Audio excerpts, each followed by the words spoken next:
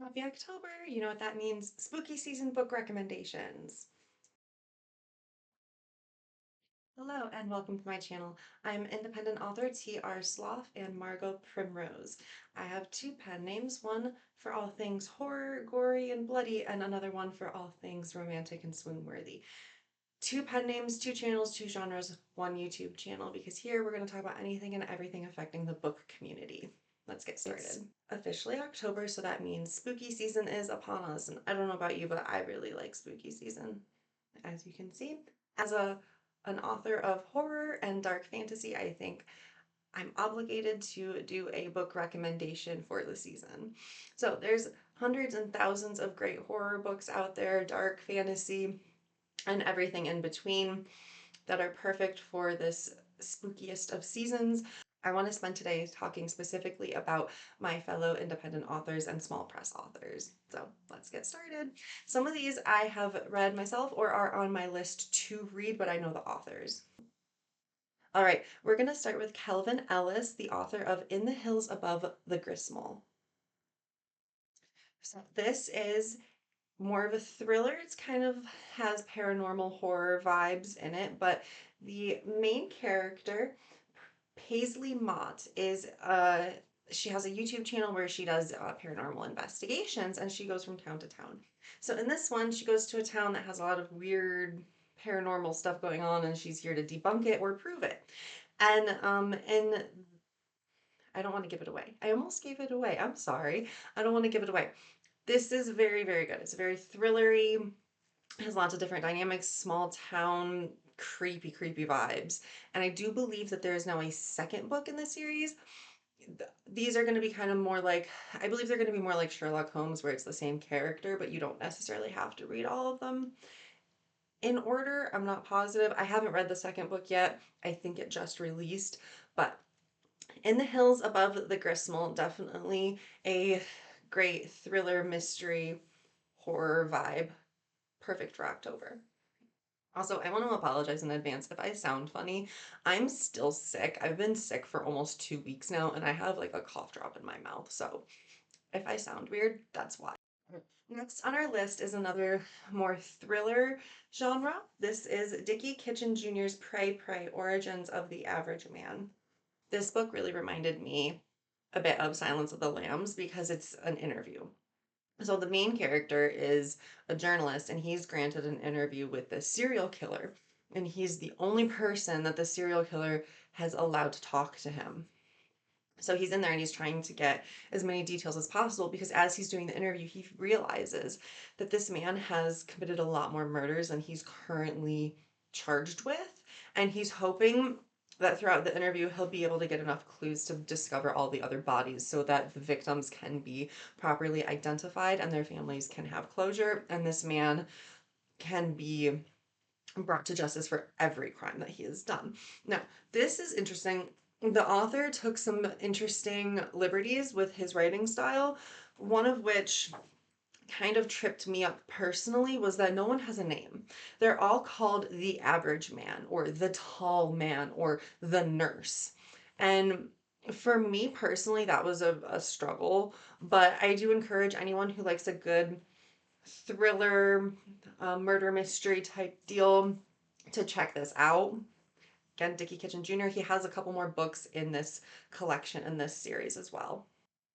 All right, the next books I'm going to talk about are more of a dark fantasy, dark paranormal, domestic thriller type. This is Binding Blood and Cracked Coffins by Beronika Keres. So this one, I've talked about this before in another video, but this series, I really like this series. It is about a young girl, she's 17, she's in foster care, and you see that her life is not going very well, and foster care has not been kind to her, and she's just gone through way too much for someone at her age. But the problem is she's starting to age out of the system and she needs to be able to take care of herself very soon. She's still in school and everything is going to hell.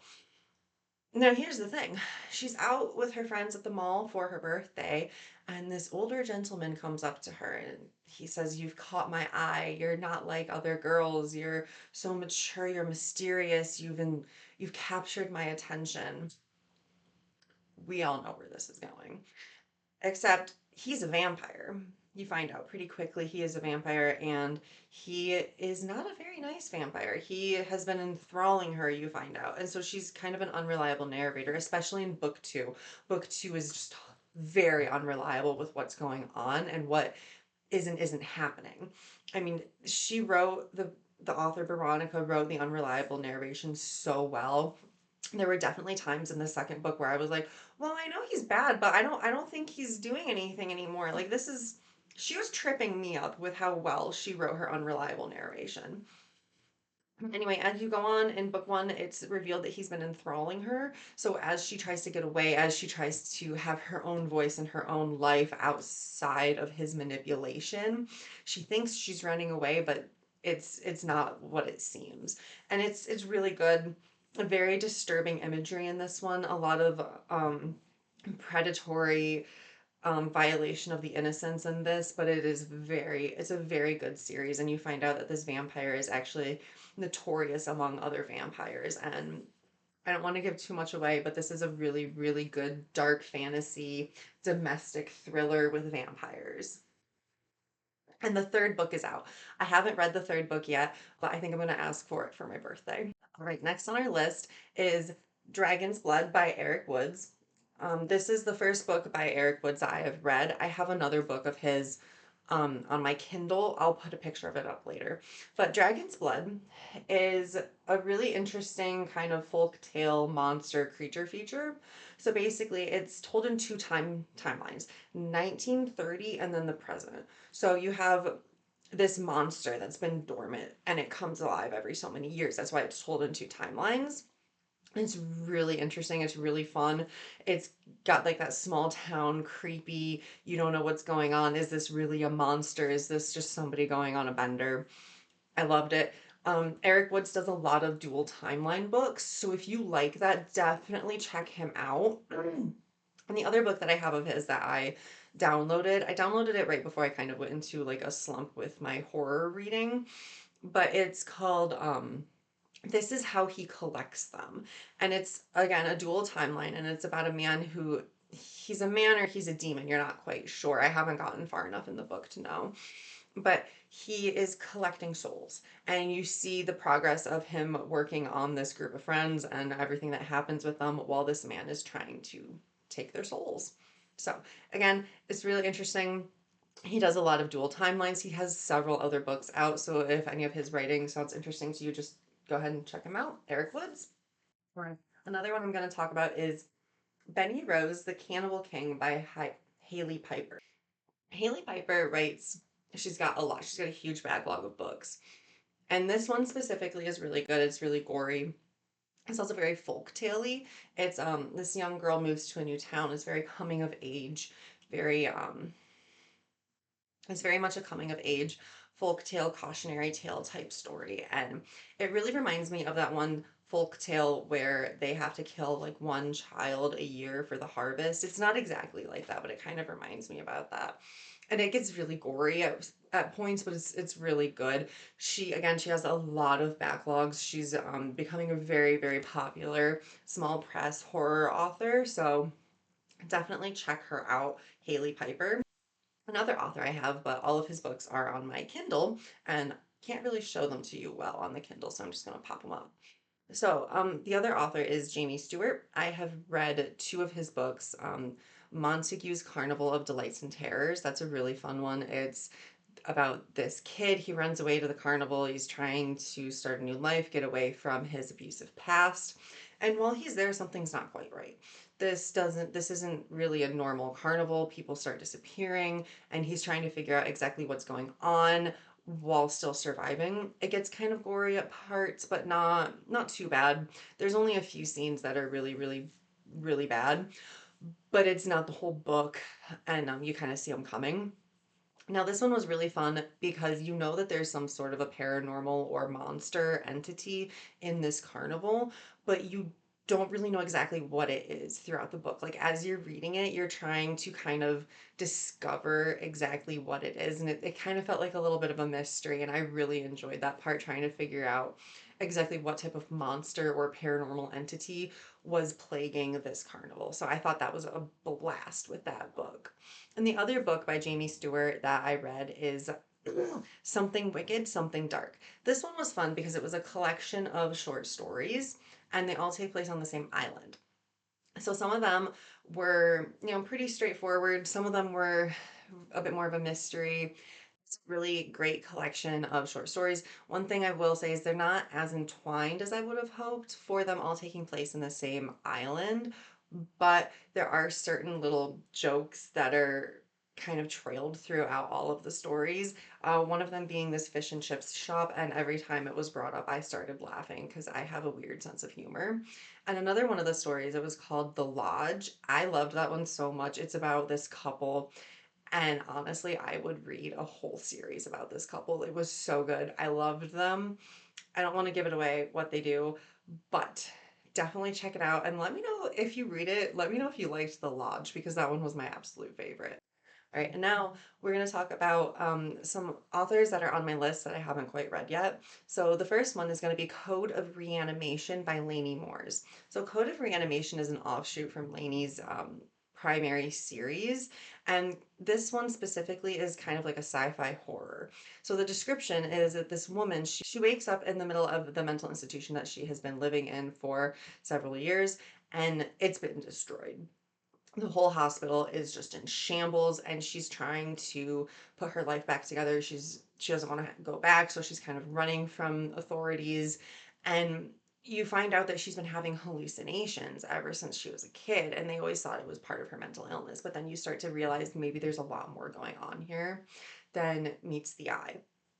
I've read excerpts from it. I haven't read the whole book yet, but it kind of, the description and the way she puts it across almost reminds me of Resident Evil a little bit because it's kind of like a sci-fi horror and you don't know if she's ill or if they've been experimenting on her or if she has this extra ability. All right, and another one I want to talk about is The Magic Man by LaShane Arnett. So LaShane is another indie author and she does a lot of poetry, but she also has a couple of novels. And The Magic Man really sticks out to me as something good for spooky season because first of all, I mean the cover is super creepy. And fun fact, one of her daughters actually drew this cover. And I love that. I absolutely love that that was incorporated and that she shared that information with everybody on her social media because this is a beautiful cover. Now, The Magic Man is told from dual point of view, and it's about a man, the Magic Man, and he is worried that there's something wrong with him. It's described that he's always liked pain, and his mother thinks that he's a sociopath like his father was before him. And it's him trying to learn and grow. And then there's a woman who works with him, and this woman actually, LaShane has a couple of books about this woman specifically.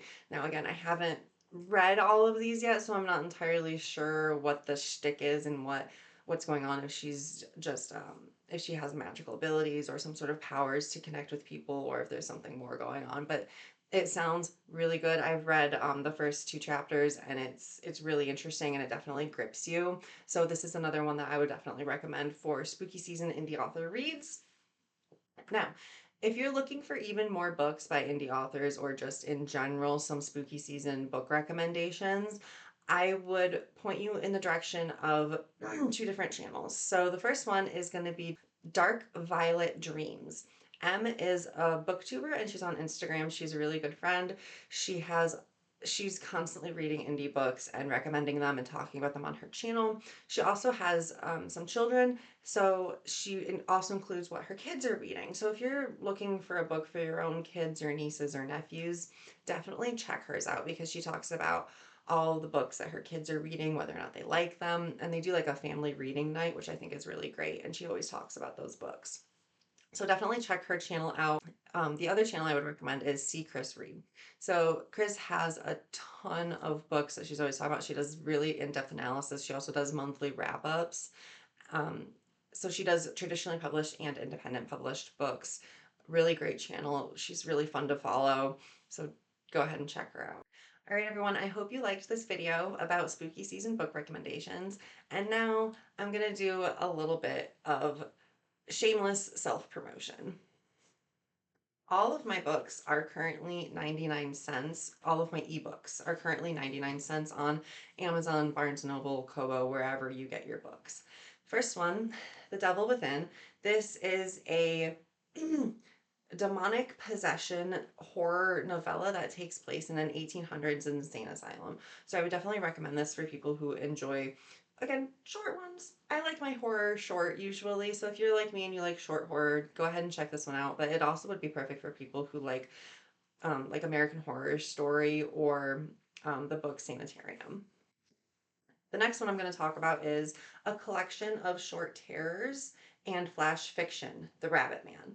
So this one is interesting because this is a collection of entwined short stories. So some of these short stories are just classic ghost stories, witch hunts, things like that, but you also get a lot of real life horror. I really wrote a lot of themes about innocence and the corruption of innocence. Fun fact, when I first started writing this, I actually was going to make it all about human trafficking, all of the stories, but it got to be a little bit too much, and some of the stories took a more fanciful turn. So it definitely still has a lot of those themes, and especially with the title story. And there's a story in here that's pretty disturbing. It's called Obsession, and it ties in with the title story in a very disturbing way. I mean, the whole story is just disturbing in and of itself. So if you're worried about it, just read the other ones and then see if you want to read Obsession. So, Rabbit Man, collection of entwined short stories. Some of them are fanciful, some of them are disturbing. The other book I'm going to talk about is my Legends of Lightning saga. This is a very dark fantasy fairy tale mashup. So it takes our main character, Esther. I really wanted to see how much a normal, non magic person, if they were dropped into the middle of a magic realm where fairy tales, beasts, and monsters reign, how much could they take before they broke? So there's a lot that happens in these books. There's a lot of creature feature, there's a lot of horror, there's also a lot of, again, real life horror, and it shows, again, human trafficking, drug abuse, all sorts of really awful real life horror. So it's almost a grim dark fairy tale. I would really recommend this for people who like the movie Legend or like Once Upon a Time, except a little bit darker and a little bit grittier. Even if you like the books, like the Witcher books, I think that you might get a kick out of these. Or Gregory Maguire, author. I think you would like these. All right. Thank you again. I hope you enjoyed this video. Be sure to check out all the links. I'm putting all of the authors below that I mentioned and the other channels as well. Be sure to like and subscribe if you want to see more of my content.